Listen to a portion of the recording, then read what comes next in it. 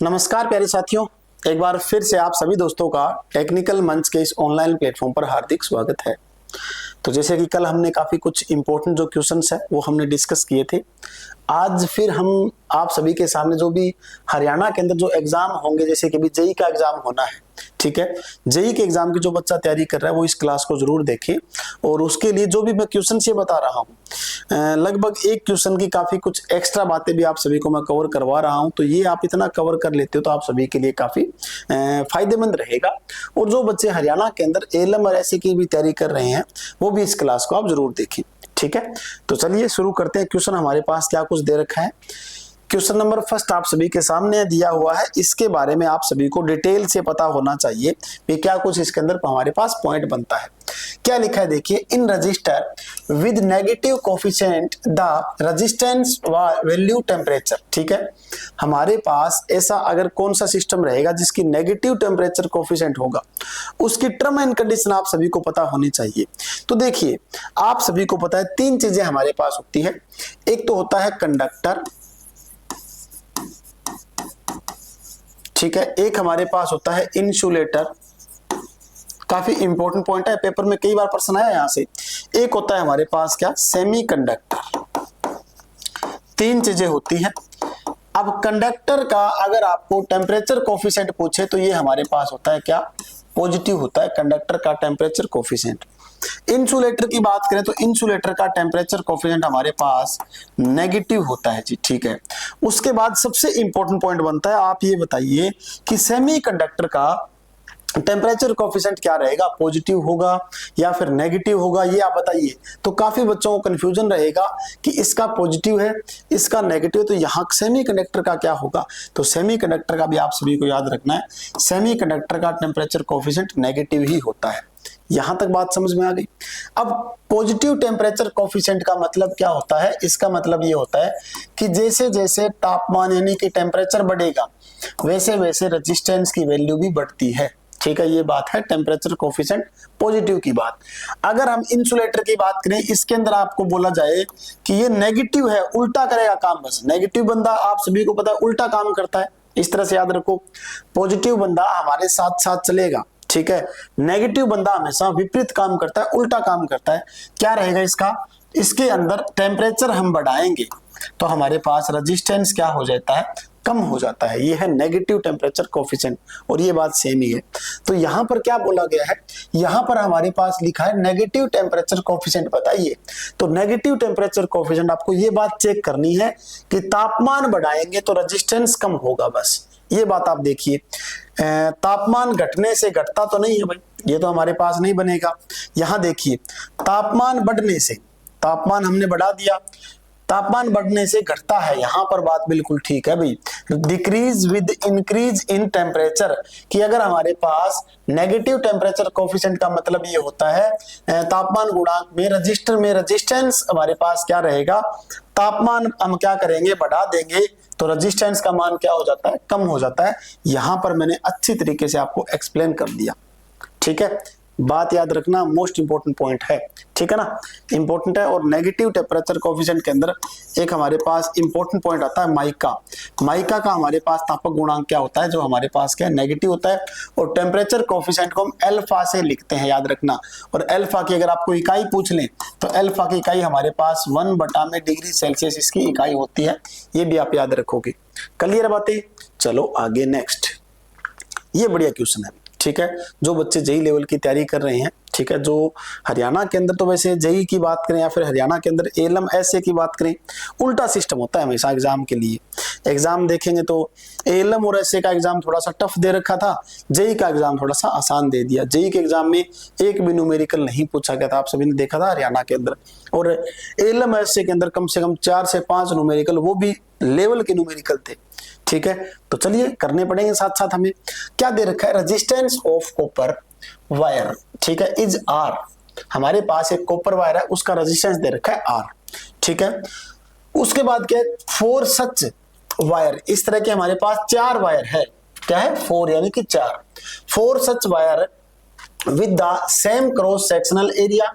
जो हमारे पास 4 वायर है उसका सेम क्रॉस सेक्शनल एरिया है, but twice the length, but लेकिन हमारे पास लेंथ क्या है, डबल है। बच्चे बड़े कंफ्यूजन होंगे इस क्वेश्चन के अंदर।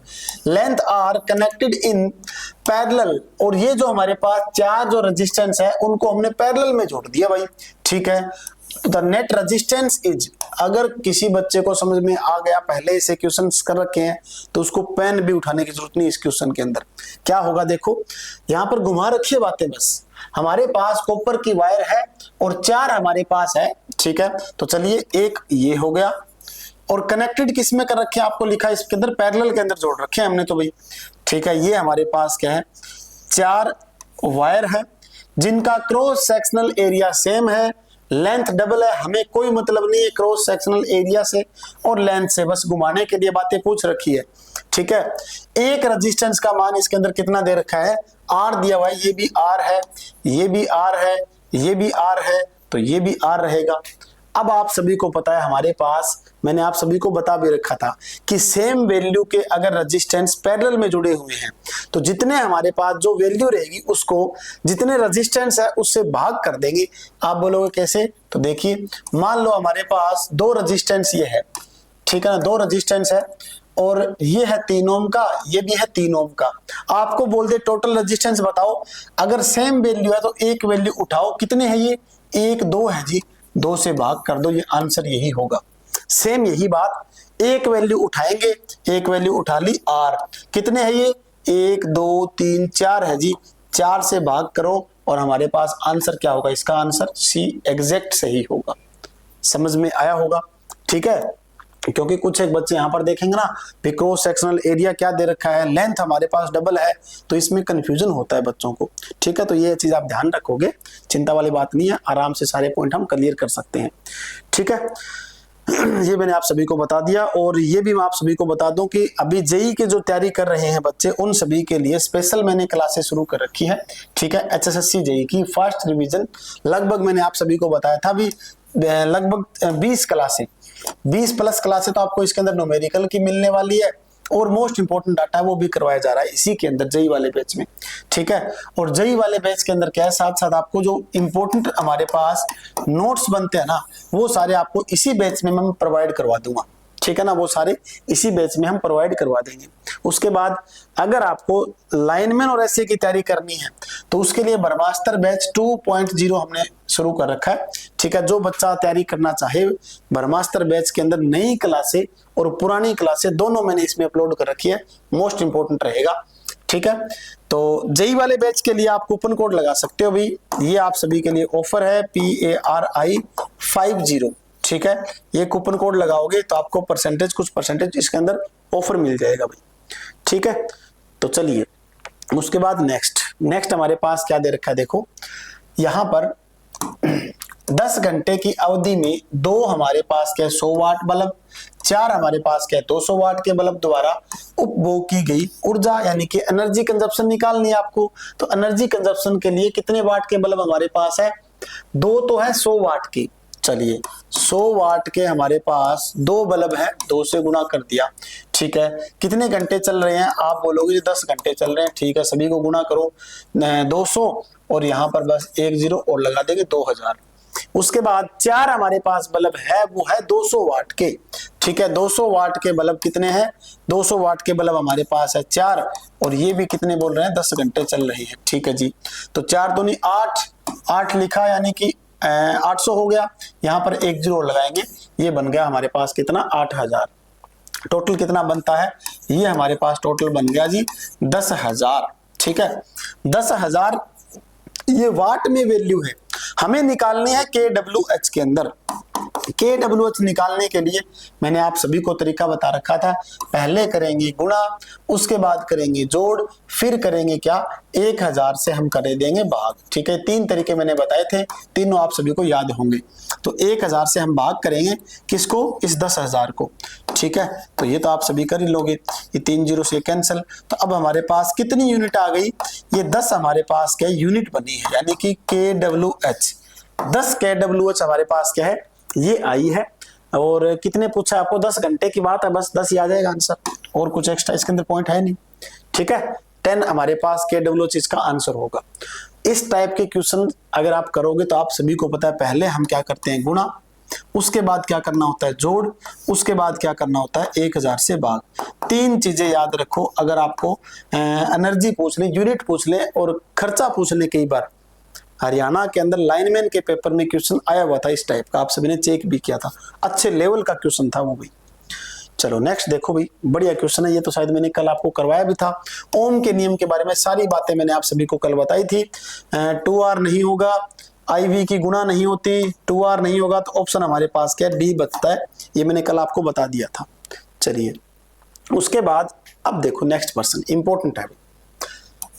Which of the following protect A cable from physical damage, physical damage से कौन सा हमारे पास इनमें से बचाता है केबल को, ठीक है, ये पूछा गया है।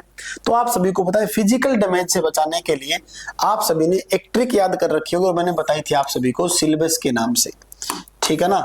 जो बच्चे एक बार जिन्होंने तैयारी कर ली, जिन्होंने पहले क्लास लगा रखी है, वो तो शायद नहीं भूलेंगे इन चीजों को, याद रहेगा, बस उनको थोड़ा सा बताने की जरूरत है भी। हाँ सिलेबस, सिलेबस बोलते ही अपने आप याद आ जाएगा सभी को, ठीक है। तो सिलेबस, ये आप सभी ने ट्रिक याद कर रखी होगी सिलेबस।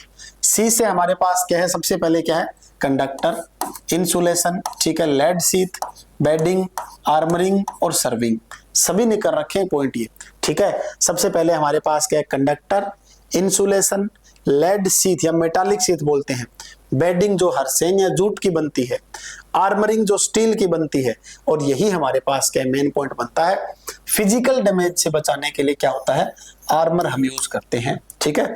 जो आप अभी तो जो काम कर रहे हैं लाइनमैन या ऐसे साथी, वो तो देखे डेली की अगर केबल छीलते हो तो उसके ऊपर जो स्टील की जो वायर आप निकालते हो ना, स्टील की जो हमारे पास आर्मर होती है उसको निकालते हो, तो वो हमारे पास क्या होता है, फिजिकल डैमेज से बचाती है केबल को, ठीक है। चलिए नेक्स्ट देखो, सोल्डरिंग से थोड़े बहुत क्वेश्चन आ जाते हैं कई बार। सॉफ्ट सोल्डरिंग के लिए सोल्डर प्रयोग करते हैं, तो सॉफ्ट सोल्डरिंग हमारे पास क्या है, इलेक्ट्रिशियन सोल्डर होता है ना, यही सॉफ्ट सोल्डर के कैटेगरी में आता है, ठीक है, याद रखना ये।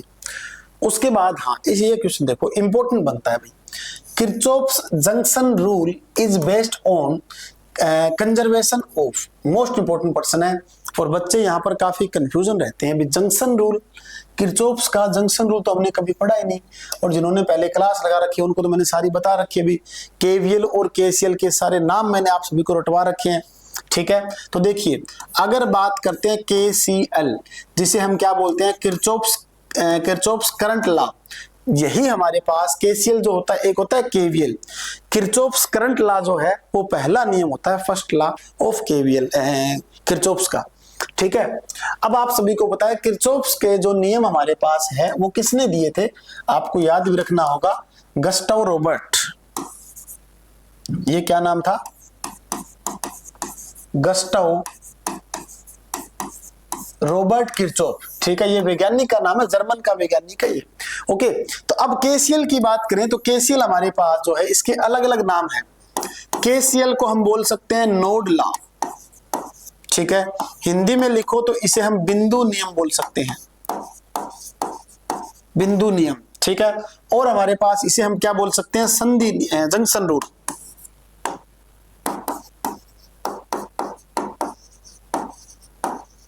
ठीक है, इसे हम जंक्शन रूल भी बोलते हैं।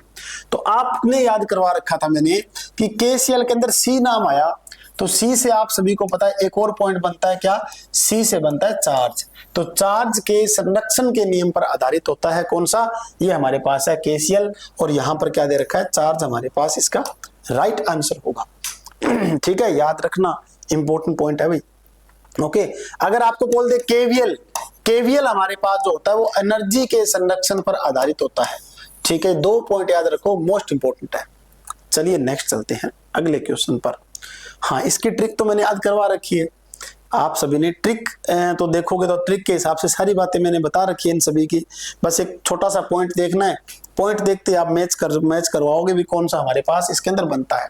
तो क्या रहेगा, symbol is used for representing dependent energy source, बस इतना ही पढ़ना, आगे कुछ पढ़ना ही नहीं था, बाकी पढ़ लेते हैं भाई। और controlled voltage source that is used as an equivalent electrical source for many electronic device, ठीक है।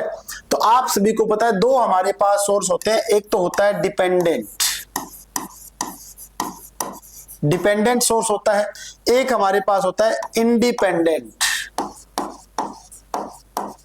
ठीक है, दो सोर्स होते हैं, डिपेंडेंट और इंडिपेंडेंट। डिपेंडेंट से मैंने आप सभी को एक पॉइंट याद करवाया था अभी, अगर आपको याद हो तो। डिपेंडेंट से डी से हमारे पास क्या बनता है, डी से बनता है जी डायमंड। बस अब आप सभी को याद आ गया होगा, डी से बनता है डायमंड। तो डिपेंडेंट सोर्स की बात यहां पर है, देखो रिप्रेजेंटिंग डिपेंडेंट सोर्स, तो डी से क्या बनता है डायमंड। तो हमें डायमंड चेक करना है, कुछ करना ही नहीं हो, हमें डायमंड ही चेक करना है। ये पूछ रखी है कि हमारे पास जो डिपेंडेंट एनर्जी सोर्स है उसकी शेप बताइए किस टाइप का दिखाई देता है, तो वो हमारे पास डायमंड हीरे की तरह दिखाई देता है। कैसे हीरे की तरह, आप देखो ये हमारे पास इस टाइप में हो गए डिपेंडेंट। अगर इंडिपेंडेंट की बात करें तो वो तो आजाद है भाई, आजाद है तो गोल गोल घूमेगा बस। ठीक है, याद रखो ये हमारे पास इंडिपेंडेंट है और ये हमारे पास क्या है, डिपेंडेंट है। अब मेरे हिसाब से ट्रिक आप नहीं बोलोगे, डी से डी मिला दो, डायमंड मिला दो, बस क्लियर है बात। चलिए नेक्स्ट देखो, हाँ ये क्वेश्चन काफी इंपॉर्टेंट है भाई, इसमें बच्चे बड़े कंफ्यूजन है और आंसर तो मेरे हिसाब से तो बच्चों ने याद ही कर रखा होगा इसका, इतनी बार मैंने सोल्व करवाया ये क्वेश्चन। ठीक है, बाकी और कर लेते हैं। इसमें क्या पूछा गया, इस आर की वैल्यू बताइए आप, इस आर की वैल्यू क्या होगी। ठीक है ना, आर की हमें वैल्यू निकालनी है। तो आर की वैल्यू निकालने के लिए अगर इस टाइप का कोई क्वेश्चन हो तो वहां पर हमें माननी पड़ेगी नोड। इस नोड पर पहले हम वोल्टेज मान लेते हैं, वी ए हमारे पास वोल्टेज है। ठीक है, ए नोड है। तो अब देखो सबसे पहले जिन्होंने जेई की तैयारी जो कर रहे हैं बच्चे, और इस टाइप का क्वेश्चन ऐसे के अंदर या फिर लाइनमैन में कई बार पूछ सकते हैं। ठीक है, इलेक्ट्रिशियन का आसान बनता है वैसे। अब नोड पर हम क्या लगाते हैं, नोड पर लगाएंगे केसीएल। तो हम लिख देते हैं भी केसीएल एट नोड। ठीक है, हमें क्या लगाना है, केसीएल एट नोड ए। जो हमारे पास ए नोड है इस पर हमें केसीएल लगाना है। अब केसीएल का मतलब करंट हमारे पास इनकमिंग और आउटगोइंग। तो यहां से एक करंट मैंने ये मान लिया भाई, इसका नाम दे दिया I1। एक करंट मैंने ये मान लिया, इसको नाम दे दिया मैंने I2। एक करंट मैंने ये मान लिया, इसको नाम दे दिया I3। अगर आपने पहले क्लास देख रखी है ये केसीएल और केवीएल वाली, और करंट की इनकमिंग और आउटगोइंग आपको पता है, तो अपने हिसाब से आप कर सकते हो ये। ठीक है, तो चलिए अब आप इस पर केसीएल लगाओ। केसीएल का मतलब आने वाले करंट और जाने वालों का हमें एडिशन करना है। तो करंट कौन सा आ रहा है अभी, आप बोलोगे जी एक तो आ रहा है I1। ठीक है, एक तो हमारे पास I1 करंट आ रहा है। जा कौन सा रहा है, देखो जाने वाले हमारे पास है I2 प्लस क्या रहेगा I3। ठीक है, यहां तक I1 की वैल्यू आप निकालोगे तो 70 में से हमें माइनस करना पड़ेगा VA। आपने एक पोटेंशियल डिफरेंस का पॉइंट बनता है यहाँ पर, तो क्या बनेगा, 70 में से हमने माइनस कर दिया क्या, VA बटा में R कितना है, R आप बोलोगे जी 5 है।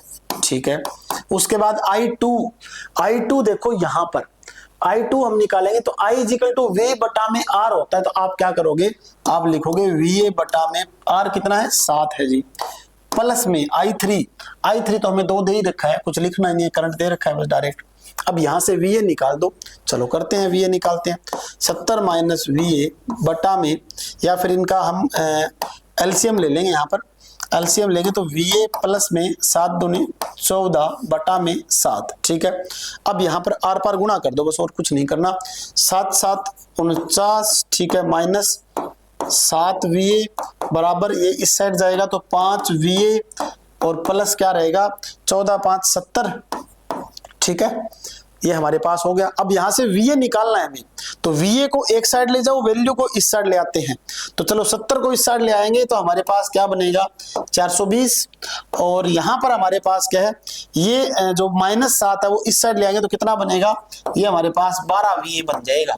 ठीक है, तो अब हमें VA निकालना है। VA निकालने के लिए 420 बटा में 12। ठीक है, तो अब 420 को 12 से डिवाइड करते हैं तो कितना आएगा, देखो भाई एक बार चेक कर लो, 420 भाग में 12।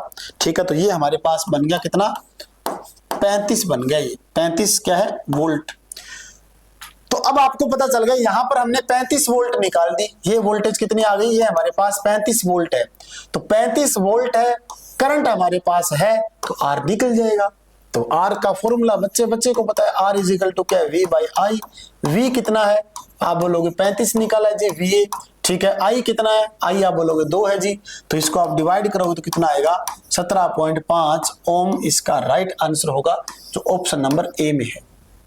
जो बच्चे जेई की तैयारी कर रहे हैं उनको ये पता होना चाहिए सब कुछ को, ठीक है। चलिए ये बातें सारी आपको पता होनी चाहिए, मोस्ट इंपोर्टेंट पॉइंट बनता है, ऐसे क्वेश्चंस कवर करने जरूरी है। जो जेई की तैयारी कर रहे हैं या फिर जो ऐसे एलएम की तैयारी कर रहे हैं, आसान क्वेश्चन है देखो, ठीक है। टाइम नहीं लगा इसके अंदर, बस थोड़ी कैलकुलेशन करनी जरूरी है। चलते हैं नेक्स्ट। ये तो आप सभी को पता ही अभी, यूनिट ऑफ कैपेसिटेंस इंपॉर्टेंट है, एग्जाम में बहुत बार क्वेश्चन पूछते हैं। यूनिट ऑफ कैपेसिटेंस की यूनिट हम पूछेंगे इसके अंदर। तो कैपेसिटेंस की यूनिट हमारे पास क्या होती है, ये आपको पता है, फेराड कैपेसिटेंस की यूनिट होती है, ठीक है। एम्पियर जो है वो आपको पता है जी करंट की यूनिट रहेगी, ठीक है। हेनरी जो हमारे पास है वो इंडक्टेंस की यूनिट जिसे एल से लिखते हैं, और वोल्ट हमारे पास वोल्टेज की यूनिट रहेगी। यहां तक तो बात ठीक है। अब देखो आप सभी को एक पॉइंट पता होना चाहिए कैपेसिटेंस के बारे में, ठीक है। कैपेसिटेंस हमारे पास होता है वो किससे बनता है, वो आप ये बोलोगे जी हमारे पास होता है कैपेसिटर, ठीक है। और कैपेसिटर से क्या बन जाता है, कैपेसिटर से बन जाता है कैपेसिटेंस, ठीक है। ये हमारे पास बनता है कैपेसिटेंस, ये होता है संधारित्र, ठीक है। और इसे बोलते हैं धारिता, ये तो आप सभी को पता है, ठीक है। अब मेन जो काम होता है कैपेसिटेंस का, ये आप लिखोगे, इसका फॉर्मूला वगैरह आपको पूछ रहे तो क्या होता है, करंट का फॉर्मूला ज्यादा पूछते हैं इसमें। तो आई इजिकल टू क्या होता है, सी डीवी बाई क्या रहेगा, dt, मोस्ट इंपोर्टेंट फॉर्मूला है। इकाई क्या रहेगी इसकी, एम्पियर हमारे पास है, क्योंकि करंट की बात चल रही है। तो ये पॉइंट आपको कैपेसिटेंस का पता होना जरूरी है। एक अगर हम कैपेसिटेंस की वैल्यू को कम ज्यादा करें, वेरिएशन करें, तो क्या लिखेंगे, एप्सिलॉन नोट एप्सिलॉन ए बटा में क्या लिखते हैं, डी। ये फॉर्मूला भी इंपॉर्टेंट है, याद रखना, क्योंकि यहां से अगर एरिया बढ़ाएंगे तो कैपेसिटेंस बढ़ेगा, अगर दूरी यानी कि डिस्टेंस बढ़ाएंगे तो कैपेसिटेंस घटेगा। एप्सिलॉन नोट और एप्सिलॉन ए हमारे पास जो है ये एक प्रकार की क्या होती है, ये हमारे पास क्या है, जो परमिटिविटी, ठीक है, जिसे हम विद्युतशीलता बोलते हैं, परमिटिविटी। ओके, चलिए यहां तक बात होगी क्लियर। उसके बाद चलते हैं आगे next. A network having one और more than one source of EMF, बस ईएमएफ की बात आ गई। जहां पर ईएमएफ है तो ईएमएफ का मतलब तो हमारे पास एक प्रकार का बड़ा भाई, मैंने आप सभी को बता रखा है, और बड़ा भाई हमेशा एक दूसरे को एक्टिव रखता है, ठीक है। तो हमारे पास क्या रहेगा, ये होता है एक्टिव सोर्स, एक्टिव नेटवर्क। अगर जहां पर ईएमएफ नहीं होगा वहां पर वो एक्टिव नेटवर्क नहीं माना जाता। क्लियर बात है, बस ध्यान रखो। चलो नेक्स्ट देखो, नेक्स्ट क्वेश्चन आप सभी के सामने है कि एक हमारे पास 10 ओम का रेजिस्टेंस है। चलो बना देते हैं 10 ओम का रेजिस्टेंस। एक हमारे पास 10 ओम का रजिस्टर है, 6 सेल से जोड़ा गया है, 6 वोल्ट का सेल है कोई, उससे जोड़ा गया है, और इसका इंटरनल रेजिस्टेंस कितना है, 2 ओम है, ठीक है। एक हमारे पास क्या है, 6 वोल्ट का सेल है और उसका इंटरनल रेजिस्टेंस कितना है, वो हमारे पास है 2 ओम, 2 ओम है। और ये हमने 6 वोल्ट की बैटरी मान लो, सेल मान लो, ठीक है। सेल को जोड़कर बैटरी बनती है, वैसे सेल बोला इन्होंने, तो चलो सेल ही लगा दिया हमने एक। ये डायग्राम बन गया। अब बोला गया है उस 10 ओम प्रतिरोध यानी कि रेजिस्टेंस के आर पार वोल्टेज आपको निकालनी है। तो सिंपल सा क्वेश्चन है, कोई इसमें ज्यादा लेंथी बात नहीं है। हमें यहाँ पर वोल्टेज निकालनी है, प्लस और माइनस, ठीक है। ये हमारे पास वोल्टेज निकालनी है। आप यहाँ पर वोल्टेज निकालने के लिए क्या रहेगा, देखो भी यहां पर वोल्टेज निकालनी है। अब करंट अगर हमें यहां पता चल जाए तो आर हमारे पास है तो वी निकाल देंगे। कैसे, वी बराबर आप सभी को पता है आई आर होता है जी, ठीक है। आर तो हमारे पास है लेकिन करंट निकालना है। करंट निकालने के लिए फॉर्मूला वी बाई आर, ठीक है। I equal to V by R. V कितनी है, वी आप बोलोगे जी दे रखी है 6 वोल्ट, कोई दिक्कत नहीं है। आर कितना है, आर हमारे पास ये दोनों सीरीज में है, 10 और 2 कितने हो गए 12। तो अब अगर इनको कैंसिल करेंगे तो करंट की वैल्यू कितनी आ गई, 0.5 एम्पियर आ गया करंट। अब यहां से जो करंट फ्लो होगा वो हमारे पास कितना होगा, 0.5 एम्पियर करंट फ्लो होगा। और सीरीज सर्किट में करंट हमेशा सेम होता है, तो यहां पर हमारे पास वोल्टेज निकाल देंगे। ये रहा फॉर्मूला। V कितना है हमारे पास, V निकालना है यहां पर, ठीक है, V10 ओम के अंदर। तो V इजिकल टू क्या होता है IR। I कितना है, I हमारे पास है 0.5, ठीक है। R कितना है, R है 10, गुणा में कर देंगे 10, कितना आ जाएगा हमारे पास ये 10 5 50, 0.1 के बाद ये हटा देंगे तो कितना आ गया 5 वोल्ट किसके अंदर है, 5 वोल्ट हमारे पास यहाँ पर इसमें वोल्टेज रहेगी। आंसर है बिल्कुल है 5 वोल्ट। चलो ये तो आपको 5 वोल्ट पूछ लिया 10 ओम के अंदर। अगर 6 में बोल दे, इसमें 2 ओम के अंदर बोल दे वोल्टेज तो 5 यहाँ है तो यहाँ कितनी हो जाएगी, यहाँ बचेगी 1 वोल्ट। ठीक है, कैसे देखिए 2 ओम तो हमारे पास है, V बराबर IR, फॉर्मूला यही लगाओ। I कितना है 0.5, क्योंकि करंट तो सेम जाएगा दोनों में। R कितना है, R आप बोलोगे 2 तो कितना है 5 दूनी 10, यानी कि 10, 1 के बाद पॉइंट है, पॉइंट लगाया ये हट जाएगा तो कितना बचेगा हमारे पास 1 वोल्ट ही बचेगा। दोनों तरीके, आसान तरीका दोनों बता दिए मैंने। ठीक है, ऐसे क्वेश्चंस कुछ एक बच्चे यहाँ पर कंफ्यूजन होते हैं, लेकिन इतना तो आप सभी को पता होना चाहिए अगर आपने तैयारी कर रखी है तो। अगर नहीं कर रखी तो आप तैयारी अपनी कंटिन्यू रखो, आपका पता चलेगा आपको कितना याद है जो आप पॉइंट कर रहे हो, जो आप स्टडी जो आपने कर रखी है, पहले वाला कितने के पॉइंट आप सभी को याद है। ठीक है, तो ये जितने मैं आपको करवा रहा हूँ क्वेश्चन ये आप सारे कवर करोगे। ओके, और हम करेंगे नेक्स्ट।